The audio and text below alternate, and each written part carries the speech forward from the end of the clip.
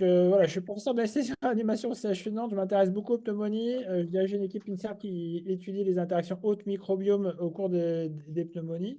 Et donc, on va demander aujourd'hui de vous parler de l'apport de la PCR multiplex dans la prise en charge des pneumonies nosocomiales, parce que j'ai fait quelques travaux sur ce sujet. Au cours de ces travaux, j'ai pu réaliser une étude avant-après qui a été financée par bioMérieux qui commercialise le film arrêt et par MSD, mais qui n'avons pas de rapport, enfin qui n'avaient pas de regard sur les analyses et les publications qui ont eu lieu. Donc c'était un financement de grant. Pourquoi s'intéresser au sujet de l'antibiothérapie pour les pneumonies nosocomiales? D'abord parce que en fait, les pneumonies nosocomiales restent un vrai problème de quotidien. On sait depuis une vingtaine d'années qu'un patient qui développe une pneumonie nosocomiale va avoir une vraie mortalité augmentée. On estime que la durée d'hospitalisation en réanimation et sous ventilation mécanique va être augmentée d'à peu près 7 jours. L'impact sur la morbidité et sur la mortalité relative attribuable est assez discuté. Sur les pneumonies précoces, elle est probablement relativement faible. Sur les pneumonies plus tardives, donc à partir du 15e jour, on voit une augmentation de la mortalité attribuable qui peut aller jusqu'à 10 à 15%. Et donc, on considère que la mortalité attribuable elle est de 5 à 7% pour les pneumonies nosocomiales. Toujours est-il que les pneumonies, ça reste la principale cause en fréquence d'infection nosocomiale, la principale cause d'antibiothérapie large spectre dans nos services de réanimation. Et on a plusieurs questions pour essayer d'optimiser la prise en charge de nos patients, notamment le délai d'administration de l'antibiothérapie et le spectre et comment l'adapter. Concernant le délai d'antibiothérapie, je vais vous lister les quelques points dont on a besoin pour optimiser cette antibiothérapie, pour mettre dans le contexte après de ce que peut apporter une PCR multiplex, parce que ça va évidemment, malheureusement, pas répondre à toutes nos questions, ça va nous apporter des éléments. Mais une des premières questions, c'est quel est le délai d'administration d'une antibiothérapie chez un patient qui développe une pneumonie nosocomiale? Vous connaissez cette littérature du choc septique qui, pour moi, est un peu maintenant, heureusement, ouvrir des portes ouvertes, où on nous apprend qu'il faut traiter rapidement par antibiothérapie les patients en choc septique. Le niveau de preuve pour ça n'est pas si bon que ça. Il n'y a que quelques études. Donc, il y avait l'étude de Seymour dans le New England en 2017 qui montrait la mortalité intra-hospitalière des patients ayant un choc septique aux urgences entre le temps, entre la première administration des antibiotiques et la mortalité. Vous voyez qu'on a tous retenu que cette courbe monte, mais finalement, elle monte très peu, puisqu'entre la première heure et la 12e heure, on passe de 22% de mortalité à 25%. Et donc, il y a, avec une approche statistique observationnelle de très mauvais niveau. Donc, le niveau de preuve pour dire que l'antibiothérapie est une urgence dans le choc septique est finalement faible. On s'entend, je ne suis pas en train de vous dire qu'il ne faut pas les traiter rapidement. Mais sur les pneumonies, qui sont des causes de déférence d'organes nosocomiales, pour lesquelles le plus souvent, sur un patient en unité de soins intensifs ou réanimation, vous avez le patient devant vous, ou dans les services de chirurgie, si vous avez la possibilité de passer plusieurs fois dans la journée, si vous avez cette chance-là, on peut se donner un peu de temps et on peut probablement évaluer l'évolution et se donner du temps. Donc, vous voyez que le risque de mortalité par heure de retard, il augmente de 1%, donc c'est relativement faible. Donc, le message que je vais vous donner, c'est que le délai d'initiation de l'antibiothérapie pour une pneumonie nosocomiale, on n'est pas dans l'heure. On peut se permettre de se donner 2, 3, 4 heures pour être sûr qu'il n'y ait pas de doute diagnostique, avoir peut-être des informations microbiologiques supplémentaires, on va y revenir, pour guider l'antibiothérapie. Et donc, on pourrait imaginer une circonstance où on suspecte une pneumonie, on prélève et on a une identification bactérienne en 2, 3, 4 heures et on débute l'antibiothérapie que quand on a cette identification-là. Actuellement, là, c'est quelque chose qui n'était pas réalisé parce que les cultures classiques nous disent c'est en 48 heures, on peut avoir une identification bactérienne. Le plus souvent sur des fluides respiratoires qui sont complexes en bactériologie avec des flores polymorphes. On a plutôt les résultats dans la vraie vie en 72 heures, voire 90 heures pour l'antibiogramme. Et donc, on comprend bien que même si on peut attendre quelques heures pour débuter une antibiothérapie, on peut difficilement attendre 3 ou 4 jours. Donc, les recommandations de 2017 européennes et françaises nous ont appris à choisir notre antibiothérapie probabiliste, c'est-à-dire qu'on fait un pari en disant que dans les 3 à 4 jours qui vont venir, on aura une identification, on pourra adapter, et que pour les 3 ou 4 premiers jours dans lesquels on a un flou, on ne sait pas ce qu'a le patient, on ne peut pas attendre et on débute le traitement. Si le patient n'a pas de risque facteur de risque d'antibiorésistance, ce qui est recommandé typiquement, c'est de couvrir le Staphylococcus aureus sensible à la méticilline, l'Haemophilus influenzae, les Escherichia coli sensibles. Et dans ce cas-là, une antibiothérapie par augmentin ou roséfine, céfotaxime, sont recommandées en monothérapie et il est recommandé en cas de forme sévère de pneumonie d'associer une bithérapie par gentamicine et lévofloxacine. L'idée n'étant pas, on va y revenir, d'avoir une amélioration de la bactéricidie ou une synergie d'antibiotiques, mais c'est plutôt d'élargir le spectre à quelques germes qui pourraient être présents alors qu'en fait vous avez une erreur pronostique. Si votre patient a plus ou moins un facteur de risque de résistance, donc là on va couvrir le SARM qui est finalement de moins en moins fréquent en France, en Europe, mais plutôt les bacilles gram négatifs résistants ou les germes fermentants type Pseudomonas aeruginosa. Et dans ce cas-là, il est recommandé en probabiliste d'éviter une antibiothérapie par ceftazidime ou cefepime ou pipertazobactam. En bithérapie, parce qu'il n'y a aucune de ces trois molécules qui vous offre une efficacité à 100% des cas sur vos flores. Et donc, si vous utilisez juste le tazobactam, par exemple, il y a probablement 15 à 20% de vos pseudomonas qui vont être résistants. Et donc, c'est un trou qui est probablement trop élevé. Alors que l'association pipertazo-quinolone, par exemple, ou cefepime-quinolone ou aminoside, peut augmenter votre couverture. Donc voilà ce qui est recommandé. Et en fait, les données de facteurs de risque dans la littérature sont assez simples. Il y a les principaux facteurs de risque qui sont reconnus par la thèse qui étaient publiés avant ces recommandations. C'était le fait que votre patient ait reçu au moins une dose d'antibiothérapie IV dans les 90 derniers jours. Ce qui en réanimation chirurgicale ou en un service de chirurgie est finalement relativement classique, hein, parce qu'il y a peu de patients qui survivent à 24 heures d'hospitalisation sans avoir au moins un flash d'antibiotiques type antibioprophylaxie. Si votre patient a fait un septique choc au moment de la pneumonie, s'il a des critères de SDRA, s'il est à l'hôpital depuis plus de 5 jours ou s'il est dialysé, chacun de ces 5 critères-là est un facteur de risque d'antibiorésistance. Et donc, vous met dans la case couvrir le pseudomonas, couvrir les entérobactéries résistantes et donc mettre une antibiothérapie probabiliste à large spectre. En fait, ces critères, ils sont relativement mal validés. C'est souvent des études observationnelles avec peu de centres, mais c'était en 2017 le mieux qu'on puisse faire. Dans cette étude publiée en 2018, suite aux recommandations, l'équipe du professeur Torres a regardé sur leur cohorte à eux, de plusieurs centaines et quelques milliers de patients, s'ils appliquaient les recommandations, qu'est-ce qui se passerait? Et en fait, on peut imaginer trois situations quand on fait une antibiothérapie probabiliste. D'abord, vous avez bingo, vous avez mis le bon spectre. Il est ni trop étroit, c'est-à-dire que vous êtes sensible, tous les germes sont sensibles, il n'y a pas d'échec microbiologique. Et en même temps, il n'est pas surdimensionné, c'est-à-dire que vous n'avez pas mis des PNM, alors qu'en fait, vous aviez un Escherichia coli sensible à l'augmentant. Donc, l'approprié, c'est quelque chose qui n'est ni un sous-traitement, ni un surtraitement, c'est approprié. Vous pouvez avoir un surtraitement, vous avez mis de la tazocine ou du cefepime, alors qu'encore une fois, c'est un hémophilus sensible, ou vous l'avez peut-être sous-trié.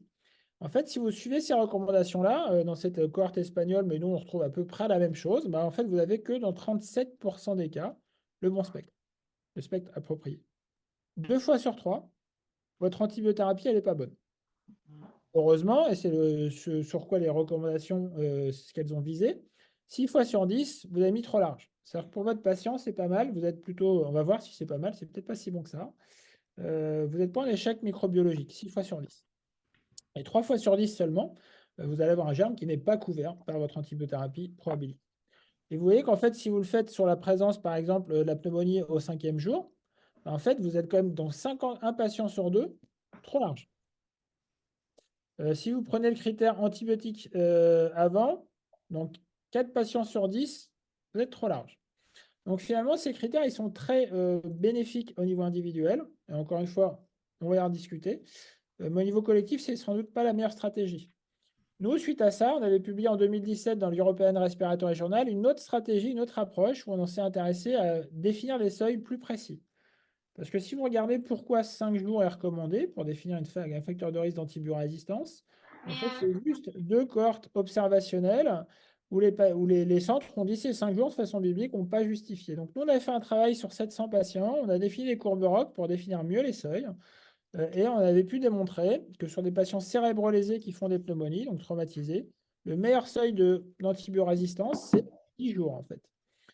Et l'antibiothérapie dans les 90 jours précédentes, c'est pas oui, non, c'est au moins 48 heures d'antibiotiques. Donc le patient qui a juste un flash de céphazoline ne nécessite pas forcément un large spectre, il peut être considéré sensible. Si vous appliquez ce score qui devient plus simple, c'est-à-dire qu'un patient qui a soit au moins 10 jours d'hospitalisation ou plus de 48 heures d'antibiotiques, il a un risque d'échec, un risque de résistance, vous faites du large spectre, sinon vous pouvez faire du spectre étroit. Voilà ce que ça change. La sensibilité, elle chute. Vous avez 84% des patients qui sont en fait sensibles que vous n'avez plus identifiés.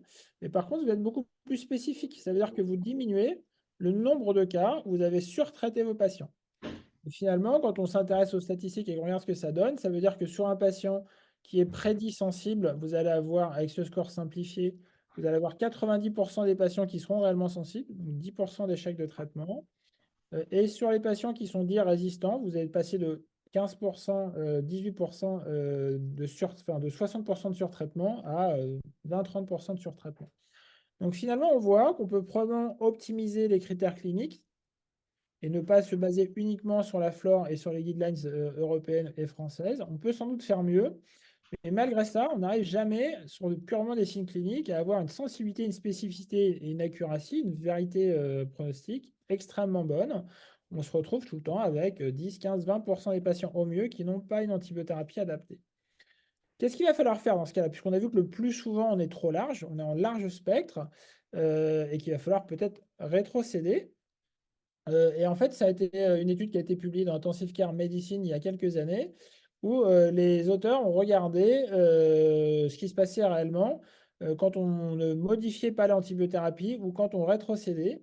Bah, vous voyez que finalement, quand on regarde en termes de guérison clinique, de rechute aux pneumonies, d'infection à un autre germe, bah, finalement, par rapport à des situations où on n'a pas changé l'antibiotique, on n'a pas rétrocédé, bah, finalement, l'outcome est relativement identique, voire peut-être un peu meilleur. En termes de mortalité, on a 16% de mortalité quand on n'a pas besoin de changer versus 11% quand on a besoin de rétrocéder ou quand on peut se permettre de rétrocéder. Donc en tout cas, dans cette étude, un autre message, c'est que finalement la rétrocession était vraiment inconstante, puisque dans près d'un cas sur trois, en fait, la rétrocession n'avait pas lieu. Et donc c'est difficile de rétrocéder quand on a débuté une antibiothérapie. Il y a finalement peu d'études hein, qui ont validé cette probabilité et l'effet de la rétrocession. Il y avait cette étude de Marc Léon de Marseille publiée en 2014 où les patients étaient randomisés entre des escalades et poursuite du traitement. Et cette étude des Landes, mais toujours est-il qu'il faut probablement rétrocéder. Mais en fait, c'est pas si simple cliniquement. Et encore une fois, on n'est pas sûr de l'impact clinique. Le message que je veux vous donner, c'est que finalement, c'est probablement optimal d'avoir la bonne antibiothérapie dès le départ, que cliniquement, on n'en est pas capable, simplement sur les scores cliniques habituels. Et quand je vous dis que finalement, c'est sans doute intéressant d'avoir la bonne antibiothérapie dès le départ, vous allez me dire oui, parce qu'on va éviter du large spectre pour rien. Et classiquement, quand on se dit qu'on évite du large spectre pour rien, on considère que c'est pour la collectivité, c'est pour diminuer l'émergence de bactéries résistantes, et c'est pour donc un bénéfice collectif. En fait, c'est pas uniquement ça. Je vous ai montré là sur les deux slides d'avant l'impact clinique sur le patient lui-même de la rétrocession qui semble plutôt positif. Il faut rétrocéder. Et en fait, mettre une antibiothérapie inutile ou trop large spectre, est-ce que c'est grave pour le patient? Est-ce que ça lui pose vraiment pas de problème? En fait, c'est les études d'antibiotiques stewardship qui répondent à cette question. L'antibiotique stewardship, c'est quelque chose qui a été très étudié dans les années 2010, où en fait on s'est dit l'antibiotique, c'est pas si simple, l'antibiothérapie. Il faudrait mettre des experts ou des guides pour aider les cliniciens à éviter les antibiotiques pour rien. Donc il y a plein de stratégies pour ça. On peut mettre des pharmaciens ou des infectiologues qui vous relisent toutes vos prescriptions. On peut mettre des standards de relecture, etc. Et en fait, ces études d'antibiotiques stewardship, elles ont toutes pour objectif de diminuer les antibiotiques large spectre pour rien et les durées d'antibiotiques pour rien. Quand on fait ça, classiquement, on espère donc moins de résistance antibiotique et on croise les doigts pour qu'il n'y ait pas une surmortalité en se disant on espère que cette épargne antibiotique n'est pas délétère pour nos patients. Vous voyez, il y a plein d'études qui ont été faites. C'est une méta-analyse publiée en 2016. Donc, il y avait déjà une vingtaine, une trentaine d'études randomisées. Et les auteurs trouvent un résultat extrêmement pas surprenant parce que si vous êtes vigilant, en fait, on le retrouve dans presque toutes les études sur les antibiotiques courts ou les épargnes antibiotiques. Les patients meurent moins quand ils ont moins d'antibiotiques. Ça veut dire que si vous évitez de faire un large spectre ou une antibiothérapie inutile, votre patient a moins de risque de mourir. Et là, ça change tout parce que c'est-à-dire qu'il y a un bénéfice clinique direct pour votre patient. Je vous rappelle que si vous suivez les recommandations françaises et européennes de pneumonie, pour guider votre antibiotique, dans 6 cas sur 10, vous faites du trop large spectre. Et donc maintenant, on vous démontre par ces études que si on évite du large spectre et d'antibiothérapie pour rien, votre patient aura lui-même un bénéfice. Donc il y a probablement un bénéfice clinique individuel à faire mieux en termes d'éviter du surtraitement. Comment on peut expliquer ça et comment on peut faire mieux? Bah oui, par exemple, c'est une démonstration hein, finalement. Quand on suit les recommandations françaises, on avait publié en 2021 dans CID l'impact du traitement et du suivi des recommandations où on démontrait qu'il y avait un peu d'épargne antibiotique, les patients avaient un peu moins de traitement pour rien. Quand on suivait les recommandations, bah, le taux d'échec de traitement des pneumonies passait de 66% avant recommandation à 75%. Ce n'était pas significatif. La mortalité était, elle, non modifiée ou légèrement plus basse, mais en tout cas, ce n'était pas significatif. Toujours est-il qu'on a un vrai besoin de faire mieux.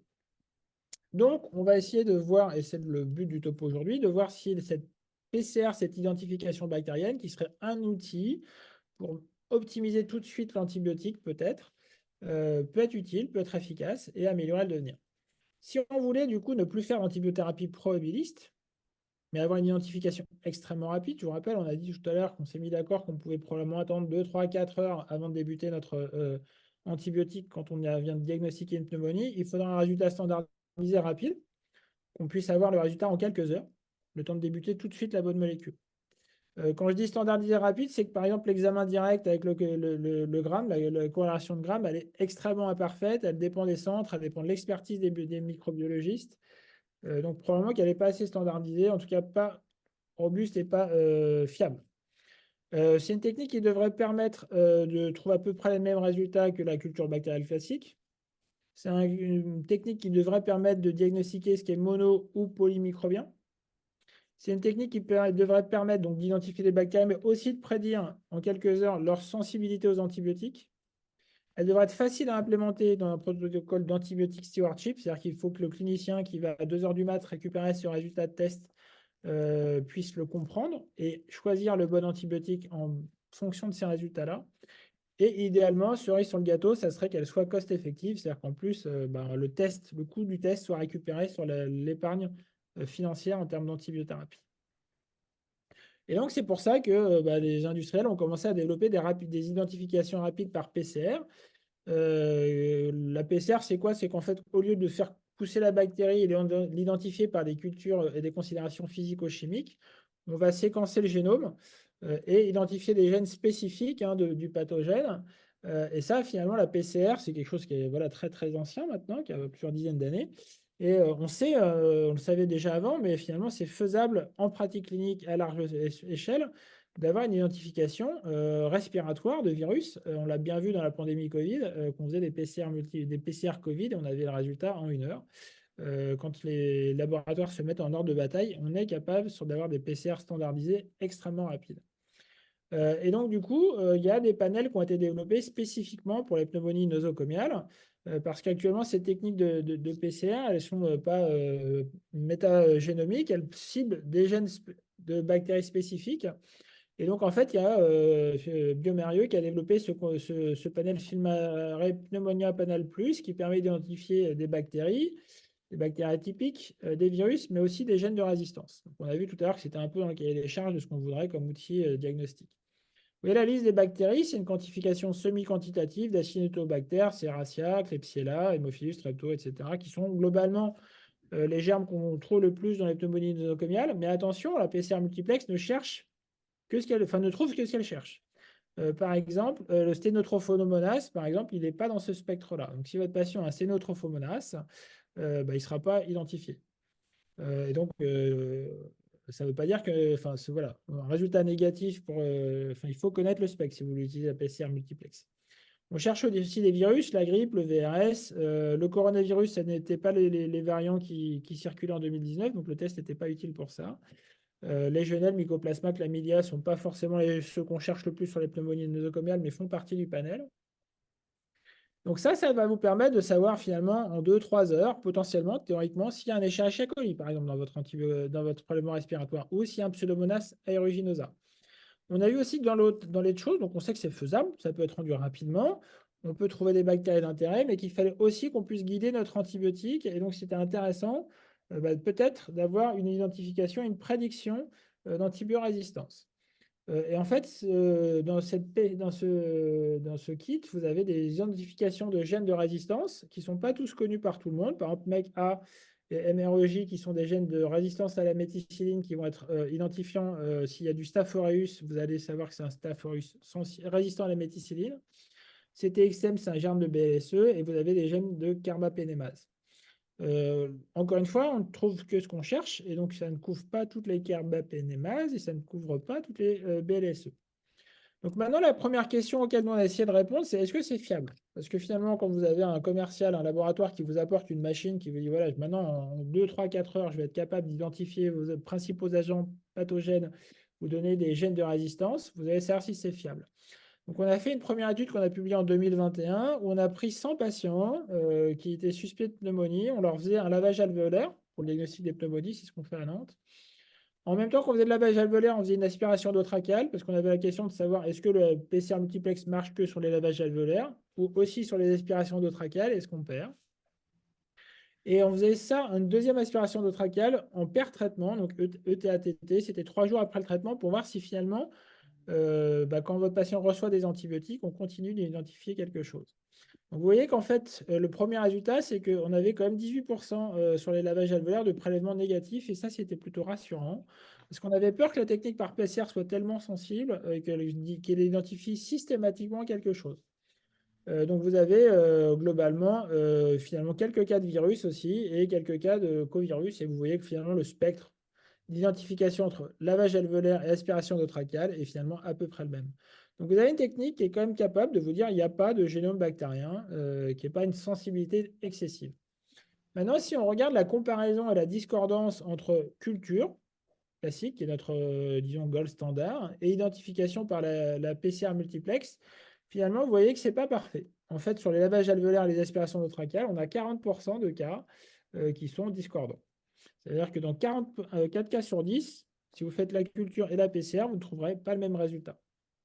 Quand on regarde les causes de différence, la première cause, c'est qu'il y a un peu plus de culture sensible. C'est un peu plus sensible puisque dans 20% des cas, la culture est négative, alors qu'elle n'est dans 30% des cas, alors que c'est dans 20% des cas avec la PCR. Donc vous avez plus souvent identifié des choses par la PCR, c'est un peu attendu. Mais de façon intéressante, c'est aussi la principale source de différence, c'est quand c'est du polymicrobien. Quand vous avez plus de 3 ou 4 germes identifiés, souvent le microbiologiste il en donne 2 et au bout du troisième, il vous dit flore polymorphe et variée. Alors que la PCR elle va vous identifier les 3, 4, 5 bactéries qui sont présentes. Et donc ça, c'est considéré comme une discordance dans cette étude, mais finalement, elle n'est pas forcément discordante puisque c'est finalement une soupe polymorphe. Quand on vous dit en troisième germe, il y avait de l'Escherichia coli, il y avait vraiment de l'Escherichia coli, c'est juste que la culture standard ne vous l'a pas donné. Quand on regarde ce qui a été identifié et les sources de discordantes, à chaque fois qu'il y avait une bactérie qui est censée être trouvée, l'hémophilus, le Staph aureus, le coli, le pneumocoque, les Klebsiella, les pseudomonas sont bien retrouvés. Et on a forcément quelques germes qui n'étaient pas dans le panel, comme le Stenotrophomonas, le Coseria, Aphnia alvei, etc., Morgana morgani, Citrobacter coseae, qui sont en fait présents, qui ont été identifiés en culture, mais pas en PCR. Et donc là, c'est juste pour, encore une fois, insister que la PCR ne trouve qu'est-ce qu'elle cherche. Donc là, dans ce cas-là, on a bien une discordance entre PCR et culture, mais ce n'est pas que la PCR n'a pas fonctionné, c'est qu'elle ne cherche pas ces germes-là. Donc si ces germes sont présents, vous ne l'identifiez pas. Et vous voyez que finalement, les valeurs de prédiction positive négative sont relativement excellentes. On est à 99% de prédiction positive positive, 96% de prédiction négative. Donc finalement, c'est un test qui est relativement robuste.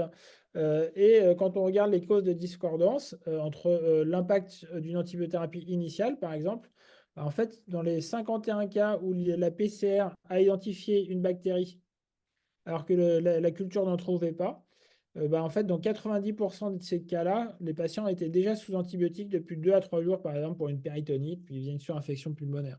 Donc finalement, on peut peut-être dire que c'est un faux négatif de la culture plutôt qu'un faux positif de la PCR. Pourrait-il que ça veut dire que la PCR identifie du génome? Ça ne veut pas dire que les bactéries identifiées sont vivantes. Ça, c'est un point important. Elles peuvent avoir été tuées par les antibiotiques avant et c'est une limite du test. Donc, on a vu une limite du spectre, la limite bactéries vivantes versus bactéries, génome présent. Par contre, finalement, quand on s'intéresse aspiration de trachéale, lavage, on trouve quand même globalement la même chose. Il y a eu pas mal d'études en fait dans la littérature depuis maintenant 3-4 ans qui ont testé cette sensibilité spécificité. Donc nous, je vous ai décrit qu'elle était relativement bonne. Je vous rappelle que c'est une étude qui était financée par le Biomérieux et par MSD qui n'avait pas de retour sur nos analyses. Et on s'est quand même intéressé à l'impact. Enfin, il y a une méta-analyse qui a été publiée dans ACCPM à la fin de l'année 2023 où les auteurs ont retrouvé une trentaine d'études qui ont testé dans la vie, la sensibilité et la spécificité de cet appareil et de ce dispositif. Et en fait, les auteurs retrouvent à peu près la même chose, hein. La sensibilité et la spécificité sont de plus de 90%, avec un taux de faux positif relativement faible, à moins de 3%. Quels que soient les échantillons, que ce soit des lavages alvéolaires, donc des deep samples, des aspirations trachéales, des crachats. Et quand on vous identifie un gène de résistance, pareil, la probabilité que le génome soit vraiment résistant et qu'il y a vraiment une gène résistante est relativement élevée. Donc vous voyez finalement des études relativement concordantes. Là, on a l'impression que ça va très à droite, mais je vous attire l'œil que le taux de faux positif sur ma souris, là, c'est 6%. Donc c'est un test qui, biologiquement en tout cas, est relativement robuste, sensible, spécifique. Mais quand vous avez ça, bah, en fait, si on vous identifie un mec A avec pas de Staph aureus et que je vous demande à un interne ou à un jeune chef qu'est-ce qu'il faut faire et qu'est-ce que ça veut vous dire et comment vous allez guider votre antibiothérapie, vous allez être un peu coincé parce que finalement, on se retrouve avec des situations complexes. On a une trentaine d'identifications d'amorces qui peuvent se combiner. Donc, vous imaginez le nombre de combinaisons possibles. Et donc, si je vous demande de guider votre antibiothérapie basée sur ces résultats-là, vous allez être peut-être dans la difficulté, en tout cas pour les non-experts. Nous, ce qu'on a proposé suite à ce travail-là, c'était de dire, bah, en fait, ce qui serait bien, ça serait qu'on ait un guide simple pour choisir notre antibiotique en fonction des résultats de la PCR. Donc, typiquement, si vous avez un gène de MEC-A, MREJ, bah, normalement, c'est un gène de résistance à la méticilline. Et donc, si vous avez en plus du Staph aureus, c'est probablement qu'il y a un Staph aureus métière. Et donc, vous mettez de la linézoline ou de la vancomycine. Et ça, c'est intéressant parce qu'en probabiliste, on n'est plus obligé d'en mettre dans les recommandations. Et donc, potentiellement, on peut vous dire en 3-4 heures, ah bah lui, c'est votre patient de l'année qui a du SARM. Nous, ça nous est arrivé la semaine dernière. Non. Si votre patient, il a par exemple une KPC, bah, en fait, vous savez qu'il a une carbapénémase. Et donc ça, bah, qu'est-ce qu'on en fait, la carbapénémase? Parce qu'à ce moment-là, vous n'avez pas l'antibiogramme. Vous ne savez pas si c'est haut niveau, bas niveau, si elle est exprimée ou pas. Et donc, par exemple, bah, nous, on a dit, si vous avez une KPC, heureusement, c'est relativement rare, on vous propose en probabiliste d'associer colimicine et ceftazidime avibactam, par exemple, qui sont des spectres, finalement, et des combinaisons que vous ne feriez jamais si vous n'aviez que les scores cliniques de votre patient. Il a J10 de réa, il est sévère, mais vous n'avez pas d'identification bactérienne, etc. Donc, vous pouvez lister les différentes situations qui doivent être basées, en fait, sur votre écologie locale. Dans le Grand Ouest, dans le Sud-Ouest, si vous avez beaucoup de germes, beaucoup de KPC, par exemple, peut-être que vous connaissez la sensibilité de vos KPC vis-à-vis d'un antibiotique et l'adapter. Et ce qui est intéressant et ce qui est important, c'est qu'on a prévu que si tout est négatif, vous avez vu dans 20 à 25% des cas, on dit que tout est négatif en PCR. On a choisi, nous, de considérer qu'il ne fallait pas considérer que le prélèvement soit forcément négatif, surtout si l'examen direct et la culture de Gram identifient des germes. Mais en fait, de se dire que si vous n'aviez pas de résultat de PCR et que c'est peut-être une bactérie qui est dans le trou. On avait vu tout à l'heure, c'est notre Trophomonas, citrobactères, ils ne sont pas identifiés. Donc, considérez que vous avez vraiment une pneumonie, mais que les germes ne sont pas dans ce lait. Donc, on ne vous dit pas d'arrêter les antibiotiques, mais on dit de faire autre chose et de suivre les recommandations. Donc, on a repris notre cohorte de 100 patients et on a dit si on appliquait cet algorithme, ce guide d'antibiotiques, qu'est-ce qui se passerait? On a vu ce que nous on faisait dans la vraie vie. Alors, je vous ai montré la slide tout à l'heure pour montrer que nous, on considère que jusqu'à 10 jours, le patient reçoit un spectre 3. Donc, on donne dans 55% des cas un spectre 3, ce qui est beaucoup plus fréquent que si on suit les recommandations. Je vous rappelle la cohorte espagnole, hein, si on suit les recommandations, c'est 10-15% seulement de patients qui vont avoir un spectre 3. Donc, nous, on part d'assez haut et donc on s'est dit si on suivait les recommandations, vous voyez, on serait seulement à 11% de spectre 3 avec nos patients. Donc, on faisait déjà mieux grâce à nos signes cliniques, mais ce n'était pas suffisant. Et donc, on a regardé si on avait eu les résultats de la PCR multiplex, ce qu'on aurait fait. On aurait pu passer dans 63% du spectre étroit. Dans 31%, on serait resté à du spectre large. Ce n'est pas tout à fait les mêmes patients. Et on aurait fait assez peu de PDM. Cette identification, dans la pratique, elle était rendue en moyenne en 4 heures pour la PCR. Et donc, on a regardé quelles auraient été nos durées d'antibiotiques large spectre si on avait eu accès à la PCR. Et globalement, dans la vraie vie, vous voyez qu'on venait à peu près en médiane à 2 jours d'antibiotiques large spectre. Ce serait presque un peu plus si on suivait les recommandations. Et si on avait eu la PCR et qu'on l'avait utilisée et appliquée, on aurait pu avoir une diminution significative de notre durée d'antibiotiques large spectre. Et on proposait justement qu'on pourrait passer justement de spectre large inutile de 30% des cas. Enfin, on pourrait diminuer significativement par rapport aux recommandations les échecs de traitement et les spectres trop larges inutiles. Les échecs de traitement, nous, dans nos guidelines, on a 10%, puisque je vous ai dit, on est un peu restrictif. 6% si vous suivez les recos, 3% avec la PCR. Mais ça, c'est uniquement si vous faites la PCR à tout le monde. Et je vous rappelle qu'un des critères qu'on veut, c'est que la PCR soit médico-économiquement viable pour votre institution et pour le système de santé. Et si vous faites une PCR à tout le monde, pour sauver un jour d'antibiotiques large spectre, ça vous coûtera 1121 euros. Excessif et ce qui est probablement paralysable dans la vraie vie. Donc en fait, on va voir, et je vais vous le présenter sur la slide d'après, qu'on peut probablement le cibler et le réserver si on veut l'utiliser à des patients à risque sur lesquels on a un bénéfice. Dans ce travail, les Anglais, ils ont regardé les patients qui avaient des pneumonies nosocomiales. Ils ont fait des PCR multiplex. Donc, ce n'est pas des patients de réa, c'est des patients plutôt de ward, de chirurgie ou de médecine, mais pas de réanimation. Ils les prélèvent. Ils ont un bras standard contrôle pour lequel, en fait, ils attendent la culture pour débuter les antibiotiques. Donc, encore une fois, on peut attendre.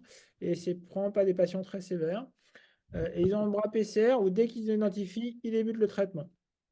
C'est une étude randomisée sur 180 patients. Et ce qui démontre, c'est que finalement, en ayant la PCR, forcément, on est plus rapide pour recevoir une antibiothérapie adaptée, puisqu'on gagne globalement 48 heures pour initier l'antibiothérapie adaptée. Par contre, ça n'améliore pas la probabilité d'une stabilité ou d'une sortie de l'hôpital d'avoir la PCR. Donc la PCR, dans cette étude, publiée en 2022 ou 2023 dans Lancet Infectious Disease, les auteurs anglais montrent ça marche, c'est faisable, et on gagne probablement 24 à 48 heures d'identification bactérienne. Nous, on a essayé de le mettre en place suite à notre cohorte observationnelle où on a fait une étude avant-après parce qu'on se disait finalement, une étude randomisée, ça répond à quoi? Ça répond à que oui, on a les résultats plus vite, on va faire plus vite l'antibiotique, on le sait déjà. Par contre, ça ne répond pas à la question est-ce que dans la vraie vie, ça marche? Dans la vraie vie, c'est on vous rend le résultat à 4 heures du matin, vous n'avez pas l'infectiologue qui est là, vous n'avez pas le biologiste qui est là, et vous êtes réanimateur de garde et il va falloir changer votre antibiotique. Donc, on a fait une étude avant-après qui est plus pertinente pour cette question qu'est-ce qui se passe dans la vraie vie? On a regardé ce qui se faisait avant. Donc, je vous ai dit avant que nous, on avait une antibiothérapie un peu particulière en probabiliste.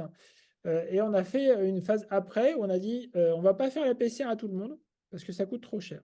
On va faire la PCR dans 2 cas. Soit vous êtes un patient qui est extrêmement grave, donc il a un SDRA, et en fait, finalement, les 5 à 10% de patients en échec de traitement parce que finalement, ils ont une germe résistant que vous n'aviez pas pensé, c'est cher payé pour un patient en SDRA. Donc, s'il a un SDRA, vous faites une PCR multiplex. S'il est tardif, c'est-à-dire que vous devez lui faire une antibiothérapie large spectre, mais qu'il est finalement pas sévère, vous faites du large spectre parce qu'il a un risque de résistance.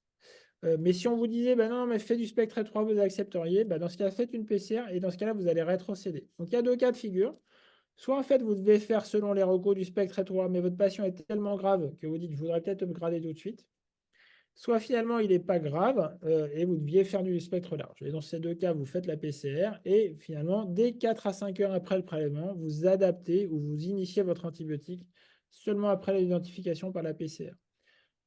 Au bout de 48 à 72 heures, vous avez la culture standard et dans ce cas-là, vous adaptez votre traitement au résultat de la culture. C'est-à-dire s'il y a un déséquilibre ou un résultat qui est discordant, c'est la culture qui reste le gold standard et vous adaptez votre antibiotique à la culture.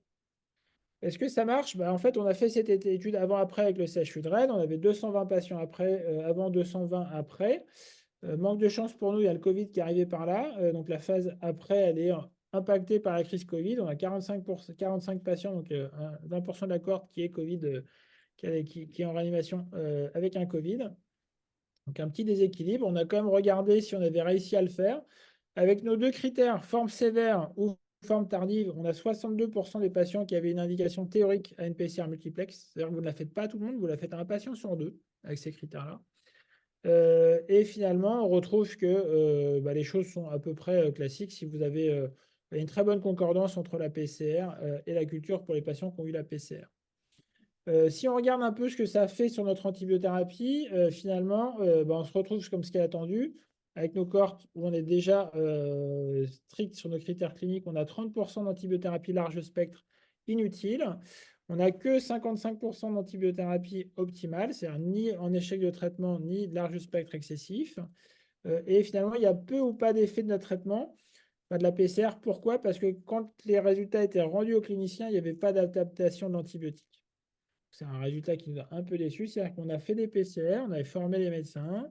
On leur a dit, là, tu as G10, tu as une indication théorique à faire du large spectre, mais finalement, tu identifies un Escherichia coli, un Staph aureus, sans gène de résistance. Donc, on peut se permettre de faire de l'augmentin ou de la rocéphine d'emblée sans être sur du large spectre. Les cliniciens, dans ces circonstances-là, bah, ils ont une tendance à rester sur du large spectre parce qu'on a J10, on a J12. Et donc, finalement, bah, peu d'impact sur l'antibiothérapie. Et donc, le devenir clinique, bah, vous voyez, inchangé évidemment, avec 55% de patients qui sont guéris en fin de traitement, 26% qui sont en échec de traitement. Est-ce que c'est le cas toujours? C'est-à-dire qu'en pratique, la PCR, ça marche. On se trompe peu en microbiologie, on a le résultat rapidement. Ça fait 2 études, la randomisée puis l'avant-après, on vous le dit. Et finalement, ça change peu le devenir des patients. En fait, probablement que pour que ça puisse changer le devenir des patients, il faut l'associer à un protocole d'antibiotic stewardship. C'est-à-dire qu'il faut qu'il y ait une vraie réflexion autour des résultats. Et ça a été suggéré dans cette étude où là, c'est pas de la pneumonie, mais c'est de la septicémie, c'est une multiplex rapide. Et les patients sont dans 3 bras, soit culture standard, soit PCR, comme nous on a fait, soit PCR plus antibiotique stewardship. Et là, ce que trouvent les auteurs, c'est que cette fois-ci, les patients qui ont la PCR multiplex plus antibiotique stewardship vont mieux puisque la désescalade se fait réellement. Là, ils arrivent à désescalader. Nous, on est vraiment dans le bras du milieu. PCR multiplex, on n'a pas désescaladé. On désescalade et les patients vont plutôt un peu mieux en termes de mortalité. C'est pas significatif, mais on voit quand même, on passe de 10% à 8%. Et là, on devient médico-économiquement intéressant parce qu'on désescalade, on peut vraiment gagner, économiser des antibiotiques. Donc, en résumé, la PCR multiplex, c'est rapide. Vous pouvez avoir dans un laboratoire qui a mis en place la technique les résultats dans la vraie vie en 4 à 5 heures. Probablement que vous pouvez éviter de débuter l'antibiotique avant ce laps de temps pour mettre la bonne molécule tout de suite. C'est plus simple que de rétrocéder. Mais il faut le faire bah, si vous allez vous en servir, sinon ça ne sert à rien. C'est-à-dire que si c'est pour rester sur un large spectre, alors qu'on vous dit qu'un spectre étroit c'est possible, bah, c'est peut-être pas la peine. Si on vous dit que vous n'allez pas upgrader alors qu'on vous dit qu'il y a une résistance, c'est plus rare, en général vous allez upgrader. What's next? Bah, déjà former, expliquer aux gens ce que c'est qu'une PCR multiplex, cette fiabilité et les limites.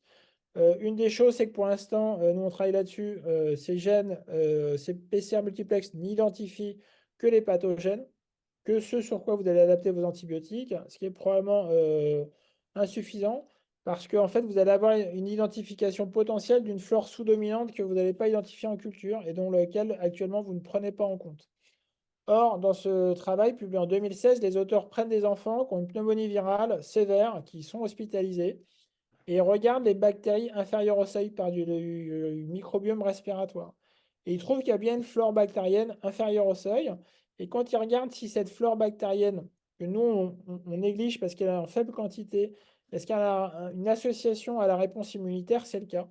En fait, les enfants qui ont par exemple beaucoup de streptocoques en abondance, mais inférieur au seuil, mais Streptococcus mitis salivarius sanguis, qui n'est pas du pathogène, mais qui est du commensal. Alors en fait, ça régule très fortement le nombre de gènes. Il y a 410 gènes, par exemple, de leucocytes qui sont orientés vers la flore inférieure au seuil. Et cette flore inférieure au seuil, elle permet de prédire le devenir des patients dans cette étude en termes de probabilité d'hospitalisation en réanimation ou pas. Et pourquoi c'est intéressant cette identification-là? Nous, on a publié en novembre de 2023 dans Nature Medicine une signature de microbiome et donc de flore inférieure au seuil qui permet de caractériser une dysbiose et la sévérité des pneumonies et la probabilité de rester longtemps en réanimation, de mourir et de rester ventilé longtemps. Et en fait, ce qu'on a trouvé, c'est que ce qui était très important plus que la présence du pathogène, c'est la présence et l'abondance d'une flore commensale type Streptococcus, Veillonella, qui sont des flores bactériennes que vous avez dans vos poumons, que j'ai dans mes poumons. On vit très bien avec. Et on n'en prend pas compte et pas soin en termes d'antibiothérapie et en réanimation. Et finalement, vous voyez que c'est leur élimination qui classifie les patients vers la pneumonie. C'est-à-dire que le premier pas vers la pneumonie, vers la sévérité de la pneumonie, ce n'est pas la présence d'un Staph aureus ou d'un Pseudomonas, c'est l'élimination de cette flore saine. Et donc la PCR multiplex, bah, elle est faisable. Elle permettrait d'identifier ces bactéries-là parce qu'on ne les cherche pas, mais en fait, on peut les identifier par PCR. Et finalement, on pourrait imaginer des stratégies où, en plus d'adapter nos antibiotiques bah, sur une identification rapide, on pourrait se rendre compte qu'un patient a finalement est très à risque d'une antibiothérapie inutile ou à large spectre inutile parce qu'il a déjà un collapse de son microbiome sain qu'on pourrait quantifier par cette PCR. Et donc, adapter notre antibiotique aussi par ça. Typiquement, le cefepime est moins efficace pour éliminer la flore commensale que la tazocilline. La tazocilline, ça éradique complètement les Veillonella, par exemple. Et donc, on pourrait peut-être adapter ça pour ça. Donc, en conclusion, actuellement, bah, le gold standard reste facteur de risque clinique, antibiothérapie probabiliste. Je débute mon traitement parce que j'attends pas 72 heures et je vais rétrocéder ou upgrader. Si vous avez la chance de pouvoir avoir accès à un PCR rapide multiplex, bah, en fait c'est fiable, c'est rapide, c'est probablement utile sur les quelques cas où vous allez upgrader, mais finalement c'est pas si fréquent que ça sur les formes sévères. Par contre, c'est très utile si vous avez une consommation d'antibiotiques large spectre un peu excessive et que finalement vous vous rendez compte que vous aussi, dans un cas sur deux, vous rétrocédez. Mais par contre, ça ne suffit pas en lui-même. Il faut l'intégrer dans un plan de formation et d'antibiotiques stéréotype global parce que si vous faites juste la mise en place de la PCR multiplex, il y aura sans doute un mésusage. C'est-à-dire que vous allez utiliser sur les mauvais patients, vous allez peu ou pas rétrocéder et finalement vous allez peu exploiter le potentiel de la PCR multiplex.